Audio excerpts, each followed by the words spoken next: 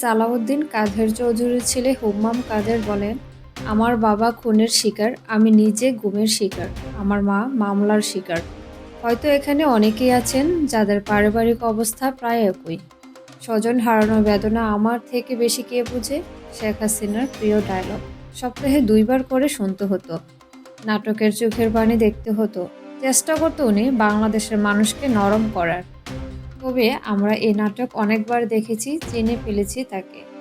বাস্তবতা হচ্ছে, টিভির পর্দায় এসে সে নাটক করত, ঘরে গিয়ে ঠান্ডা মাথায় মানুষজনকে গুম খুন করা আদেশগুলো দিত। শাখা চৌধুরীর ছেলে আরও বলেন, আমরা যা দেখতে পাচ্ছি সামনে কিছু বিপদ আছে। আপনারা দেখেছেন আমাদের পাশের দেশ বারবার বলে অবৈধভাবে কিছু বাংলাদেশিরা ভারতে ঢুকে পড়েছে, তাদেরকে ভারত থেকে বের করে দিতে হবে। অবৈধভাবে বর্তমানে আওয়ামী লীগের নেতারা ভারতে আছে, তাদেরকে তাড়াতাড়ি বের করে দিলেই ভালো।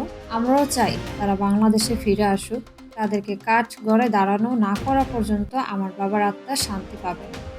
হুম্মাম কাদের আরও বলেন, গুম খুন মামলা হলো শেখ হাসিনার প্রিয় জিনিস।